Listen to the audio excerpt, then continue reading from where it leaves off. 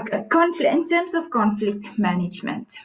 So they say there's a saying that says good communication can improve your relationships, it can increase intimacy, trust, and support, whereas poor communication can weaken bonds, create stress, mistrust, and even contempt. This is also the same for conflict because most of the time conflict is due to poor communication. As illustrated in the video, you can actually see that we as individuals or human beings, we tend to apply some ways of doing things, especially within conflict that might be destructive and is not good for us. And this also happens within conflict management. We apply certain thought patterns that makes us or that does not able us to solve the conflict, but just puts us in a bad space.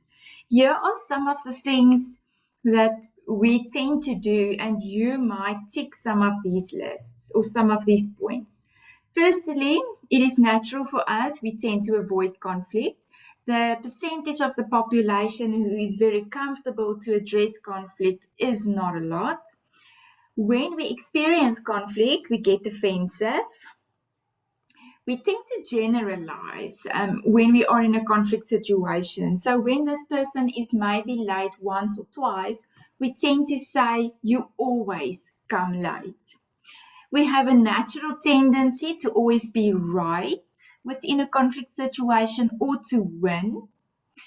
We tend to apply extreme thinking. So we say that when this person is late, it means that they don't care about me at all. It's that extreme thinking type of thoughts. In general, we don't listen to other people's needs and wants, and therefore most of the conflict is because of unmet expectations or needs. And then also we tend to attack the character of a person and not the problem, which is one of the biggest mistakes we can possibly do. So throughout this webinar, we'll really be focusing and looking on, okay, you've got this information. We are in conflict situations every single day, but what can you take today just to make this process a little bit less stress and driven as opposed to maybe before this webinar? I'm going to give over to Masilu. Thank you very much, John-Marie, and good afternoon, everybody. I'm sure when you go on Google and you type conflict management or the definition, there's quite a lot of definition that comes up. But we have chosen one today, where how we choose to define conflict is as follows. Conflict is an open clash between two opposing groups or individuals. It is a disagreement or argument about something important. A state of opposition between persons or ideas or interest, opposition between two simultaneous but incomplete feelings. So an open clash between two opposing groups or individuals, you could be arguing with your friend over something that you guys don't see eye to eye on. And you find that your argument gets to a point where it's a heated argument and no one is allowing the other to listen to the other, and no one is willing to just back out a little bit and let the other person express their emotions or their opinions on the subject matter. It leads to a disagreement, of course, and an argument ensues, and you end up becoming on the opposite or opposing side. You on the other left, one on the right, one on the left, and your opinions or emotions at that point, they clash and they cloud your judgment because emotions rise up and then one thing leads to another. And before you know it, it's a conflict between you two. Mahatma Gandhi says, an eye for an eye will only make the world blind. On that note, I'm going to give Bianca the platform to talk more about, is conflict good or bad? Bianca, take it away. Thank you, Masilo. So we often ask ourselves whether conflict is a good or a bad thing. So many of us will opt to say that it must be bad. This is because of the negative emotions that we attach to it. Well, conflict is such a natural part of our lives that our perspective regarding it can really help us to change the way that we handle it. So according to the National Institute for Advanced Conflict Resolution, up to 30% of a typical leader's time is spent dealing with conflict. Further research also found that over 65% of work performance problems are due to a strained relationship as a result of conflict. Furthermore, CEOs and senior vice presidents reported that they spend up to 70% of their time on conflict. So it's quite evident that conflict is very natural and will be part of our everyday life, even in our personal or our relational lives. So it's not always wise to tag conflict as either good or bad, but rather focus on how the conflict was handled or is currently being handled. Conflict can be good when your perspective is broadened regarding the disagreement or the struggle. So by getting to know something new about yourself, your beliefs, and your values. When it brings positive change, for instance, it initiates better communication. When it strengthens relationships by getting to know each other better, when likes and dislikes are being expressed. When it leads to the creation of various solutions that one did not even think of. So it improves our problem-solving skills. When it brings understanding of one another through the sharing of ideas and different perspectives.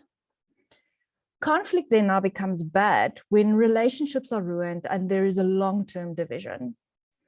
When it leaves emotional or psychological wounds, some things just can't be unsaid. And sometimes it's not even what was said, but rather how it was said that then creates that rift. When one starts to bully the other into resolution of getting your own way. So there you're not focusing on resolving the conflict, but rather winning the argument. When it becomes the only matter in which you can communicate. And then when you intimidate or overpower or bully to get heard, your voice is then what matters and not finding a solution. So as you can see, the way we view conflict has a very big impact on how we handle conflict situations. And by viewing conflict as a growth opportunity with the possibility of creating a positive outcome, it becomes less daunting and then easier to handle. So up next, Johnny will maybe discuss the most commonly used conflict handling strategies. Thanks, Johnny. Okay, so looking at the conflict management or conflict handling strategies, it is first important to know that conflict resolution is considered as the best coping strategy that may reduce conflict between two parties. And effective conflict resolution may bind two parties in a long-term friendship, relationship, professional connection where there is positive emotions or feelings attached to it. One of the biggest or most important things that I want to communicate to you is that, and Bianca and Marcelo indicated, it is going to be, you are going to be confronted with conflict. Now, as a student, it is the best and most safest environment to learn how to deal with conflict. Because as you get older, it really does become a bit more difficult. So in conflict situations, we normally describe a person's behavior in two dimensions. Firstly, we look at assertiveness. That refers to how likely or to what extent this individual wants to satisfy his or her own concerns and needs. And then secondly, cooperativeness, which means how likely or the extent to which I am willing to give in or satisfy the other person's concern or needs. So during a conflict situation, it all depends on how likely you are to satisfy your own needs, or how likely you are to satisfy the other person's need. So Thomas Kuhlman developed a conflict resolution model or strategy, and he proposed 5 different conflict management or conflict handling strategies. It's also important to know that you may use any of these strategies in a certain stage or during a certain conflict. And maybe also take this opportunity while I am explaining, use the chat box or to indicate what conflict management strategy do you mostly use within your daily life. We can look at the avoiding, which we naturally do, none of us talk. We can look at the accommodating, where one party yields the win to the other party. We can look at a compromise, so it's somebody gives up, both parties win because we are willing to meet each other halfway. We have the competing, which means it's a my win situation, or we have a collaborating. Let's both see how we can go about this. And this is important for you. If you take anything from this, these questions you always need to ask yourself before you respond in a conflict management situation. One is, how much do you value this person or issue before you address the conflict situation? How much do you value the person or the issue? Because that will determine how you are going to respond. Second question, do you understand the consequences of what you are about to do? Because most of the time we don't think. We just want to act or react, and we don't think about the consequences that's going to follow us. And thirdly, if you think about the decision you are about to make in a conflict situation, do you have the necessary time and energy to contribute or to execute it or to follow through on it and to manage the consequences that you have? So always think about these questions before you address a conflict situation. Let's look at the first, conflict management. This picture is illustrating a shark, which refers to the competing.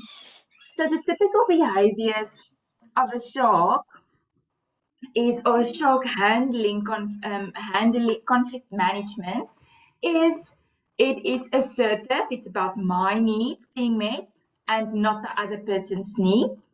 It's the I win, you lose. So whatever I say goes. I'm not going to listen to you at all. This conflict management style is important when goals are extremely important and we must sometimes use power to win. When do we use this normally? Or when to use it? When you know you are right. You can be adamant to say, I know. When time is short and quick decisions is needed, this is the right time then to use a competing conflict management style. When a strong personality is trying to steamroller you and you don't want to be taken advantage of. And when you need to stand up for your right or what is right. Remember the consequences. As I said, this is one of the questions you also need to ask yourself. The consequences of using this is this can escalate conflict, and those who did not win may retaliate. So always remember. Okay. Second one, a compromising, which refers to an illustration of a fox. This is only partial satisfaction of both needs. You bend, I bend. Nobody really gets what they want. So this is typically used when you want to serve the common good. Both ends are placed against the middle. So when do people typically use this compromising management or conflict management? When people of equal status are equally committed to goals, so we are both equal in our in what we want or our positions. When time can be saved by reaching in intermediate settlements, and when goals are moderately important. Remember, the consequences again is, remember, values and goals are important, and this may be derailed in the process because your values and your vision might not be looked at during using or by using the compromising. It may not work if your initial demands are too great and can spawn cynicism, especially if there's no commitment to honor the compromising solutions. So yes, I will bend, but only as far as I'm really eager or do I have the energy for. This is when you should think about the consequences when you do use compromising as a tactic in resolving conflict. Thirdly, we have an avoiding. Avoiding typically is illustrated by a turtle. So, no winners, no losers. We are not going to address the conflict. We don't actually have the energy, and we think major issue or major concern, we think the conflict is going to go away by using an avoiding tactic. We typically avoid conflict by withdrawing, sidestepping, or postponing. You can clearly see this type of conflict management style in a relationship where a person might ask you something and you switch the topic. You speak about something else, you just go on and you just, you don't actually know how to address this. So when is it really may be appropriate to use the conflict management of avoiding? We can use it when the conflict is small, but relationships are more important. So when we want to preserve the relationship, we might tend to avoid conflict. When other issues are more important, and we know that addressing this conflict is really not going to resolve whatever is happening, you have no power, and you see your concerns will not be met, then it is maybe wise to just avoid. When you are too emotionally involved and when you need actually more information before you can resolve the conflict. The consequences in using an avoiding strategy is that important decisions may be made by default, and postponing will make matters worse. So yes, you might preserve relationships, but you might get a mental breakdown 3 months down the line, and then you fight over everything that's happened the past 6 months and not just the one incident that has happened 3 months ago. Accommodating, looking at the accommodating conflict management style, this is unassertive, so I am not necessarily thinking about my own concerns, but more about the other person's concerns, the cooperative. It is a I lose, you win. So I'm going to give up my status or position so that you can gain in this conflict management style. Typically refers to a teddy bear. So sweet, I'm just going to give in. I'm going to give you what you want. You appease others by downplaying the conflict, so you want to protect the relationships. You're more concerned about the other person. When we typically use accommodating, when the issue is not important to you and you know you are wrong, then we will maybe give in to say, okay, yes, we can do what you want to do. When you know you cannot win, when it is not the right time and you would prefer to simply build credit or this relationship, and when harmony is extremely important. As you can see with this conflict management style, it's so much relationships and soft skills driven. We care so much about the other person. We just want harmony. We want to preserve our relationships, even for the future. The consequences of using an accommodating I lose, you win type of management, a conflict style, is that your ideas won't get any attention. Know this. When you use this, your needs will not be met. And your credibility and influence can be lost during this.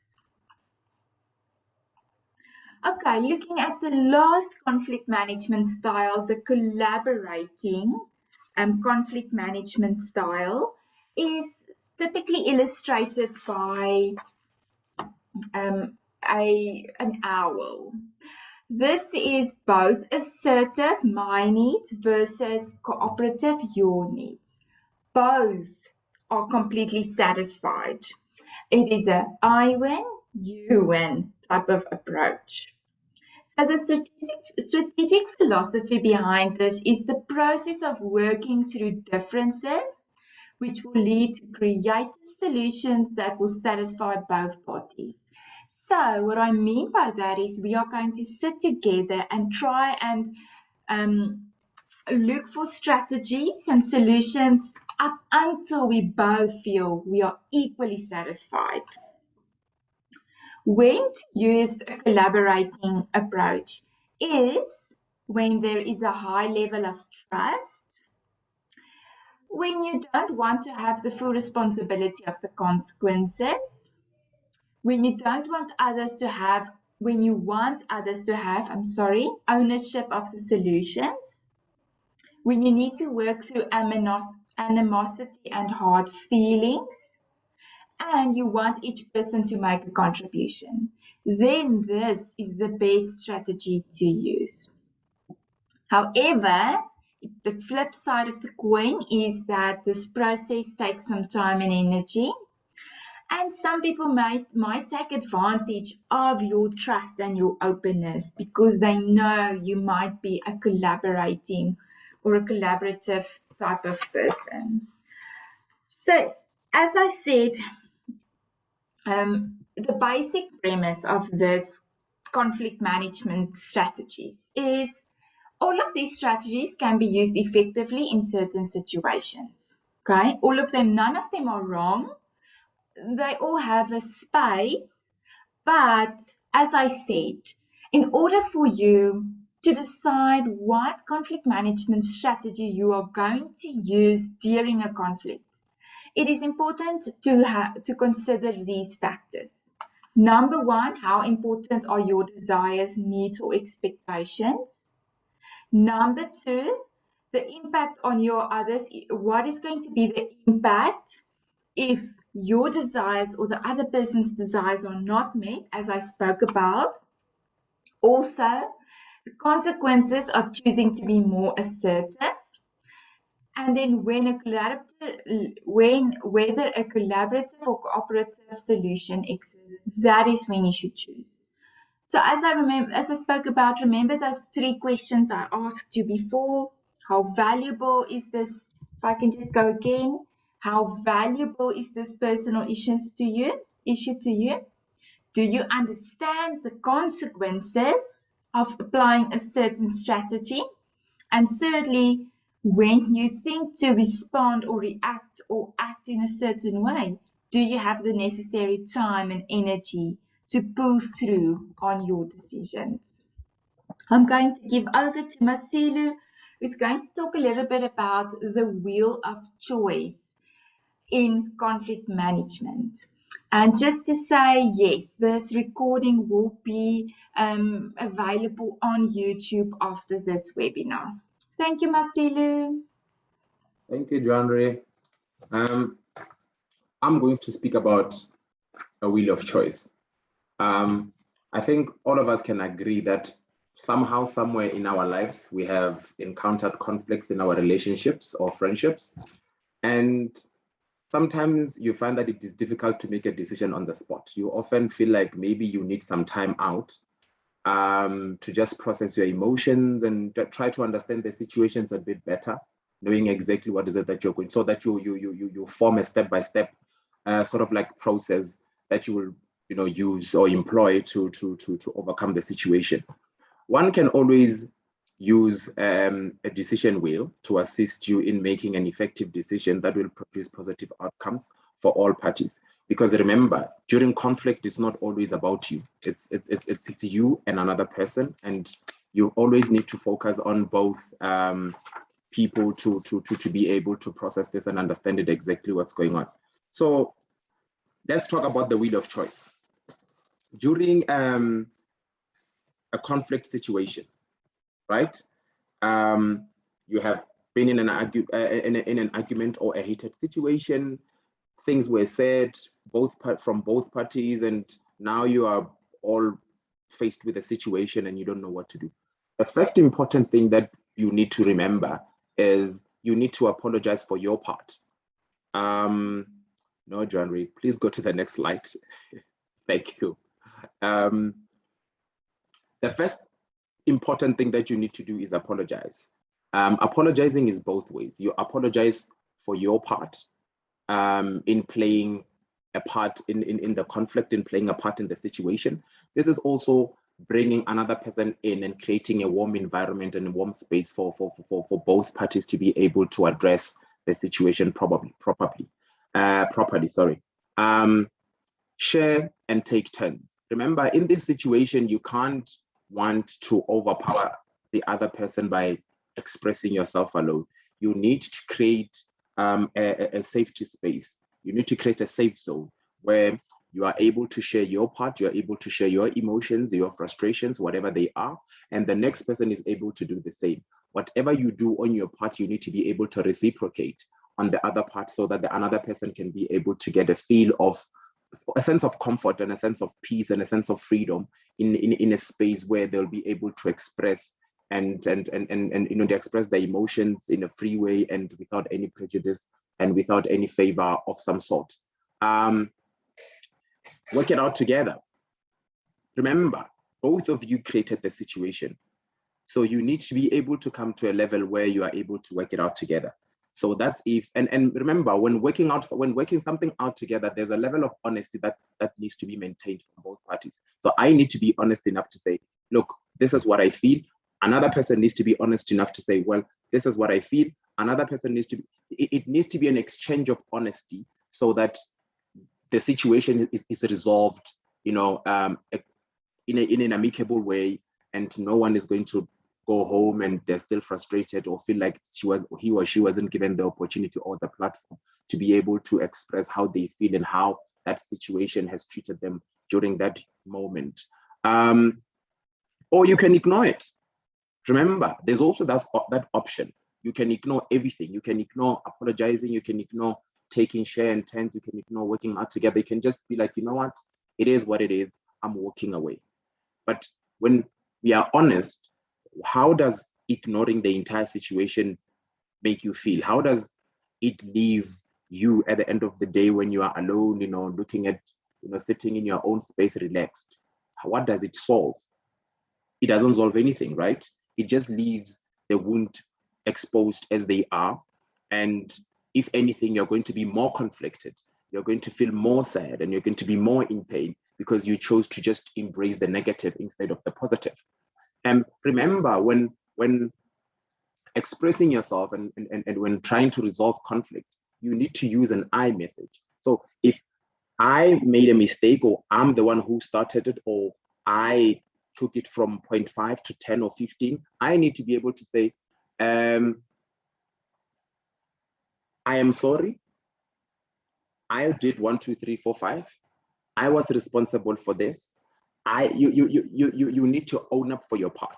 Using an I message, basically just own up for your part, own up for your contribution of the conflict, own up for what you fueled the conversation into, or the conflict into, you moving it from one point to another. You need to take responsibility for your part and own up for your part. If you feel like at some point it's difficult to figure all these things out for yourself, there's also an opportunity to seek help. There's also an opportunity to ask for help. If you don't know how to apologize, you don't know how to go about resolving conflict with a friend or a family member or a parent or a girlfriend or whatever, you need to be able to be honest enough to say, I do not know how to resolve this situation.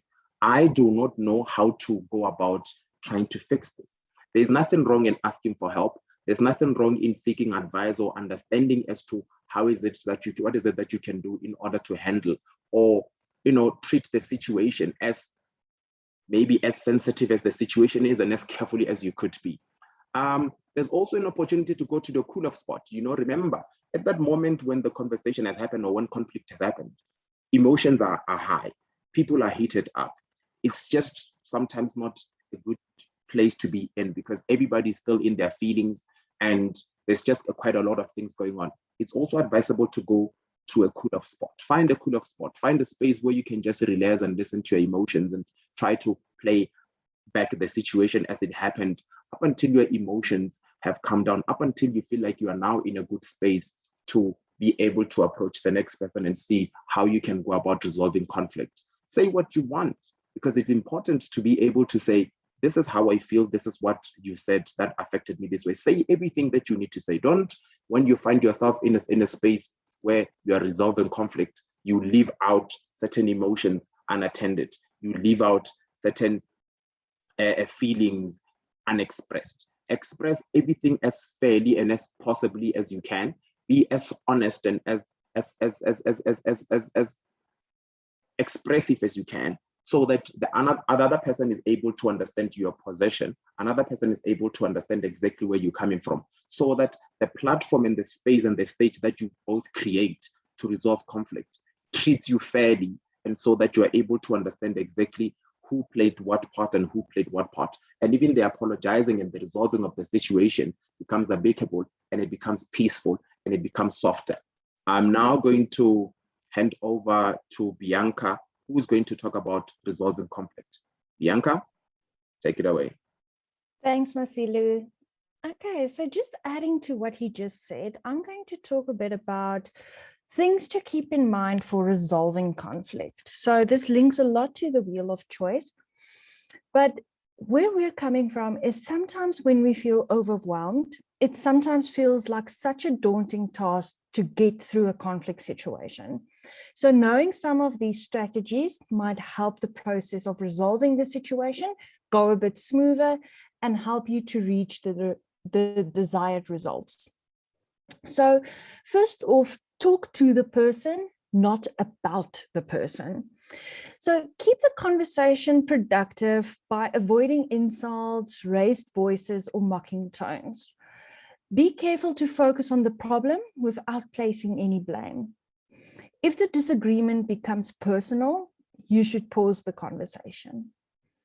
The focus should be on the event and not the personalities involved. So also what Masilu's spoken about, using I messages.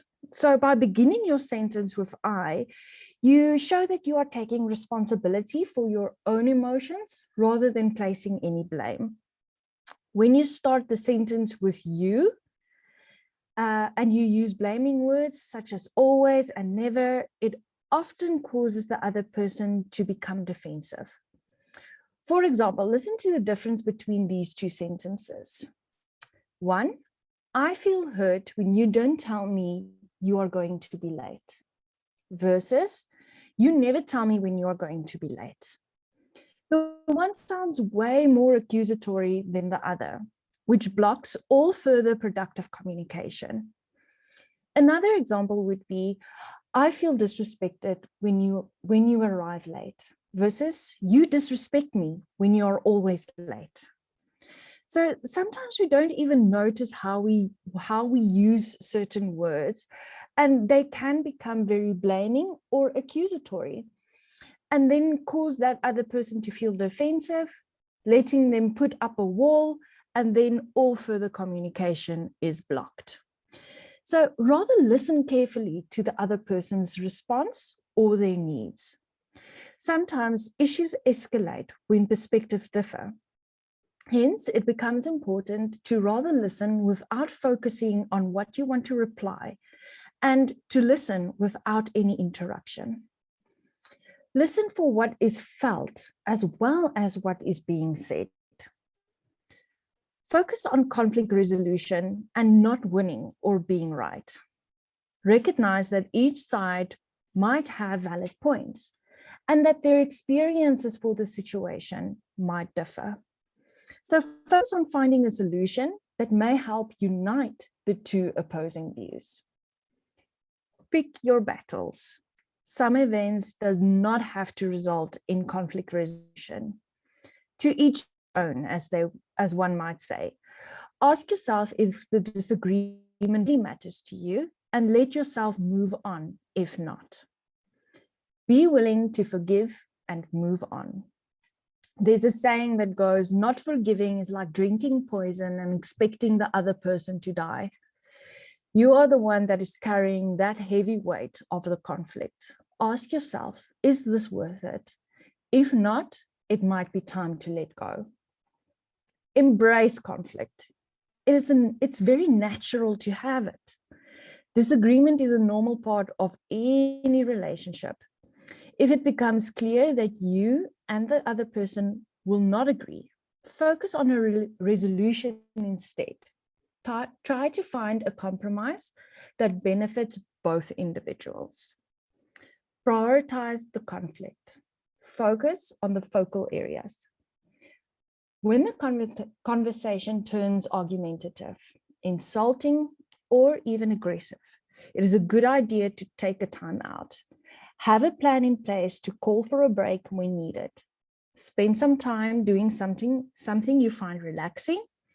And then when both parties have calmed down, you can return to solving the problem. But be sure to return and not leave these issues unaddressed. And then finally, once conflict is resolved, leave it at that. Do not bring up old issues that belongs in the past. It will only let new conflict situations escalate. It is helpful to know your personal pitfalls when it comes to conflict. Every individual has certain things that trigger them. Make sure you know yours and that you can be proactive in dealing with them. So now that you have the ins and the outs on conflict and how to resolve the conflict, Johnry will share a bit of additional reading material and then we'll move on to the Q&A. Thank you, Johnry.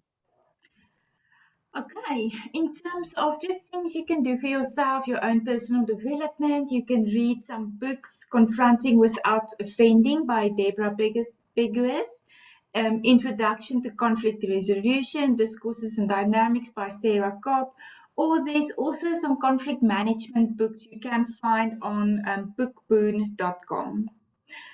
Before we do the Q&A, I just want to quickly indicate to you where to find us. So at any point in your life where you feel you are maybe confronted with a certain conflict situation and you are unsure as how to deal with it, you're more than welcome to make an appointment with any of the psychologists, counselors, social workers, or staff members of student counseling and development at the Mahikeng campus, Van der Bijlpark campus, or Potchefstroom campus.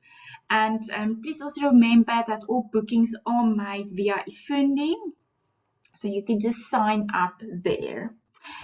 Okay, in terms of the Q&A, I have one here that says, I just want to get this. How do you avoid bringing the past to the present if the other person shows no remorse or keep doing the same thing? Sure, I think my colleagues can help me in this.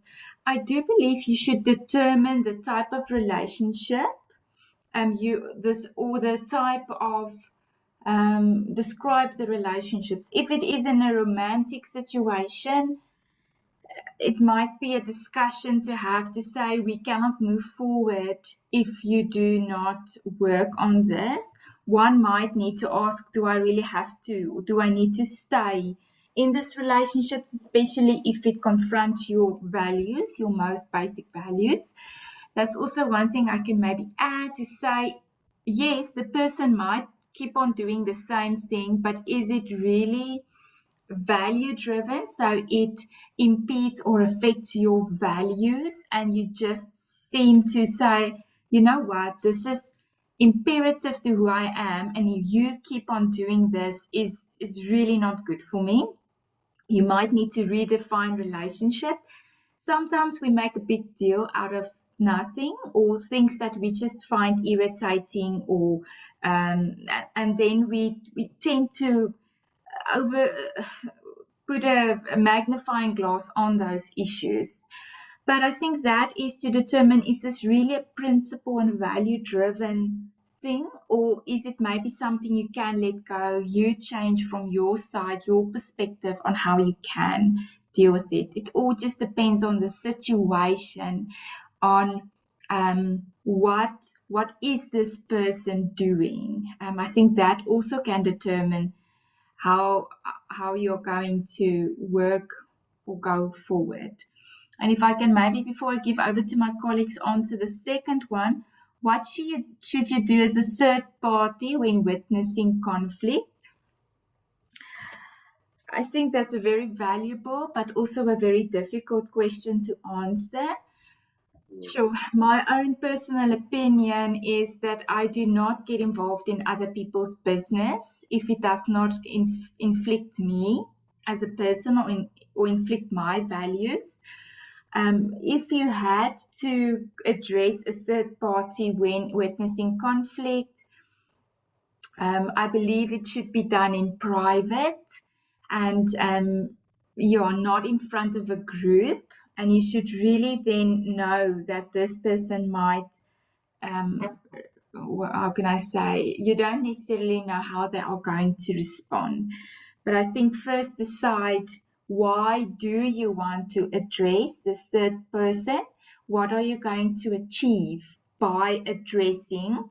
And also, what is the conflict about? If it is, let's say, for example, gender-based violence, obviously you would want to maybe somehow report it, for example.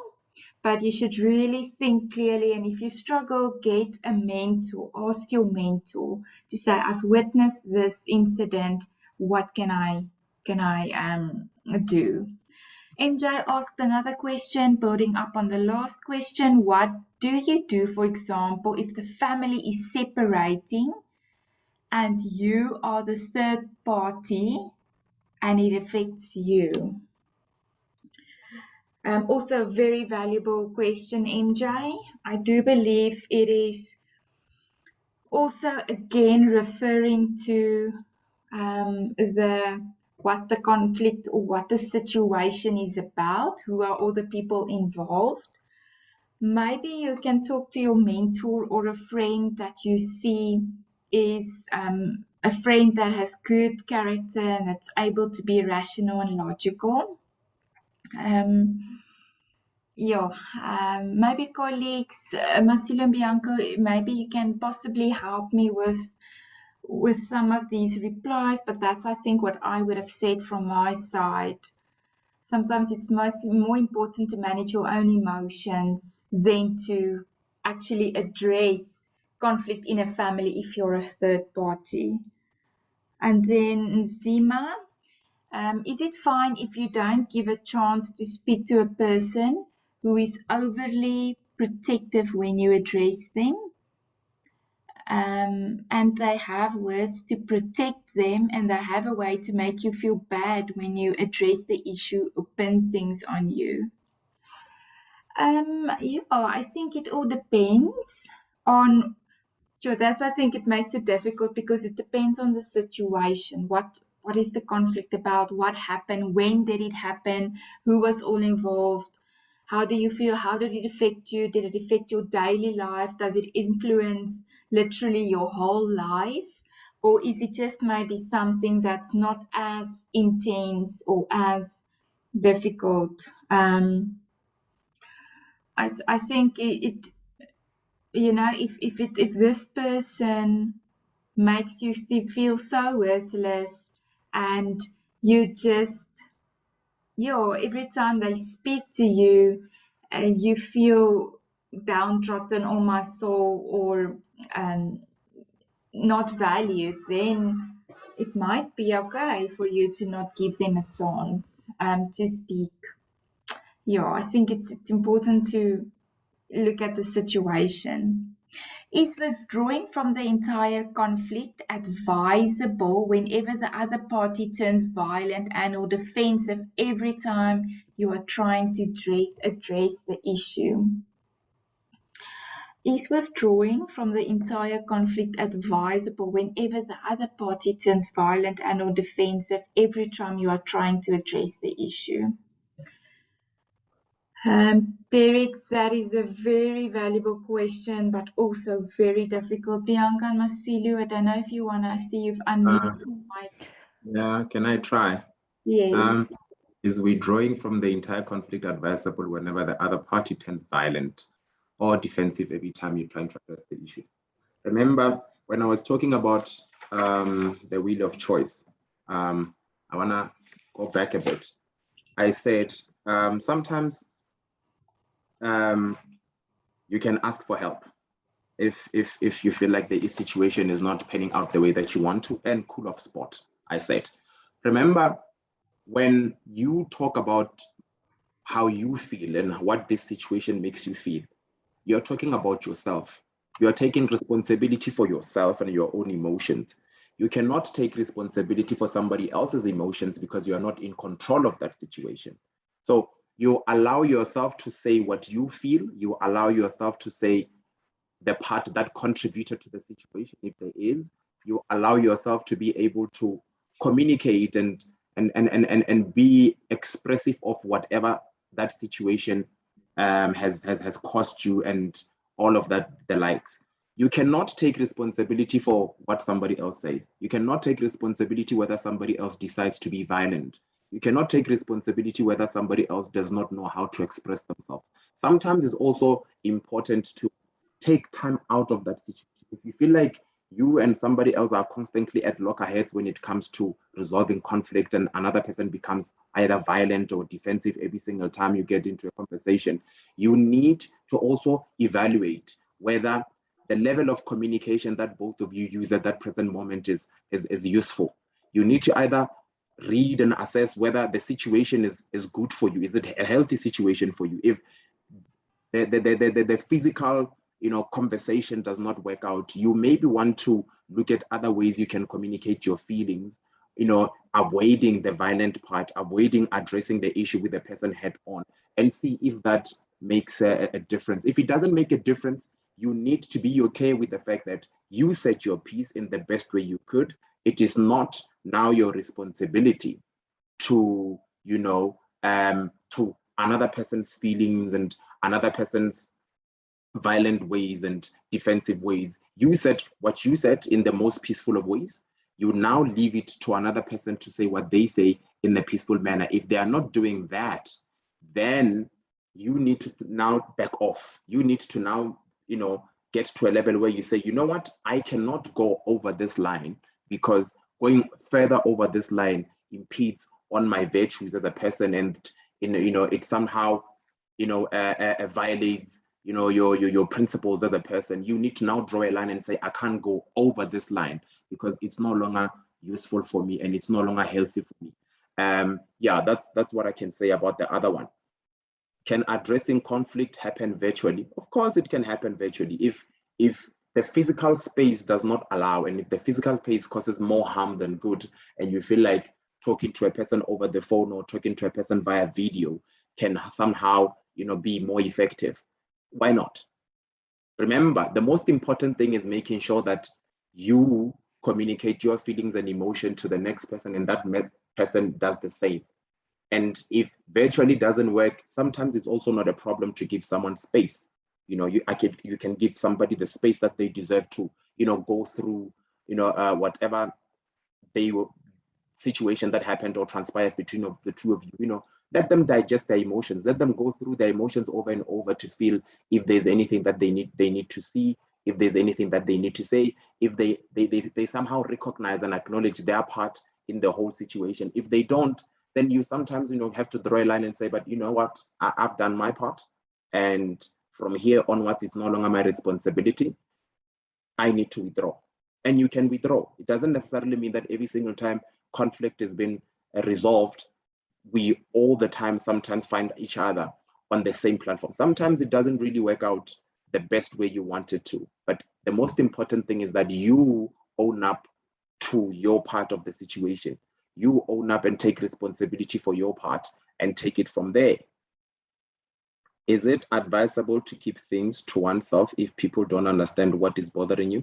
Because I feel like it works for a moment and end up depressing as more bother you or stress you. Be as honest as you could possibly be with yourself. Remember, sometimes the physical confrontation or the physical platform to talk to somebody about what they have done and what pain they have caused you, or addressing misunderstandings or conflict in that way, if that does not work, find another way to address the problem. Find, even if it's an SMS, even if it's a letter, even if it's an email, just so you say exactly what is it that you want to say, and you are free of the pain, you are free of the hurt, you are free of all the discomfort that conversation or that situation has caused you. That also is very important to do. It doesn't necessarily mean that you all have to be in the same space to resolve that situation. Sometimes we can find effective way to resolve the situation apart from being physically present. We can find maybe an email works where you can just type out everything that you need to say that you could have potentially said physically, but that situation won't work. So you can just type out everything that you need to say, communicate and express yourself in that way explicitly and say, this is what I feel, this is how the situation and transport, this is what happened between you and I own up to my part of the situation, this is what I did, this is what I did, this is what I did. I'm sorry for my part and I'm taking responsibility for that and I apologize for causing you pain, blah, blah, blah. And then you allow the next person to be able to do the same. And if they are not comfortable to do the same, and if they're not open enough and willing to do the same, that's not your responsibility anymore. That's where you have to be like, I did what I had to do. I communicated whatever I needed to communicate, necessary from my part. And if it's not, that next person is not willing to do the same, there's absolutely nothing I can do. Bianca, if there's anything you want to add, please. Thank you, Masilu. I think you and John covered most bases. The only thing that I would like to add, and then I think due to time, we will be done, is to say that, remember, if past situations come into the present, it means that that past situation has not been resolved. So if you constantly find yourself bringing up old issues into new conflict situations, it is a clear sign that those old ones were not yet resolved. So then creating a space outside of the current conflict situation to address those issues again, or find alternative methods. Because remember, sometimes we think something is going to work. We negotiate and we talk it out and we say, okay, from now on, we're going to do this. And then a few weeks pass and we see, okay, but this is not working. Then we have to revisit that resolution or that negotiation or that scenario to find something until it works. But for the most part, all conflict comes from a place of need. There is always an underlying reason why there is conflict. So if someone is explicitly out to hurt you, the chances of them listening to you or creating a space where you feel understood or anything like that becomes very slim.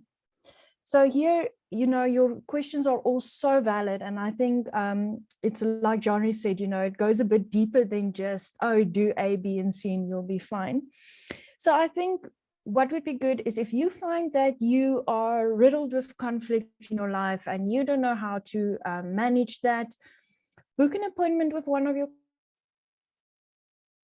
conflict management strategies. And then you and your counselor can go into what specifically works for you as a person, and maybe some alternative ways to then manage those conflict situations in your life. So that is all from my side. Thanks, Masilu. Thank you to everyone who attended today's session. We really appreciate it. We hope we have reached our time for today. We hope you have absolutely a wonderful day and a week ahead. Please, as Bianca said, send us an email or make an appointment on Ifundi, and we'll see you at the other webinars. Thank you. Have a good day. Thank you, guys. Thank you. Bye. Bye.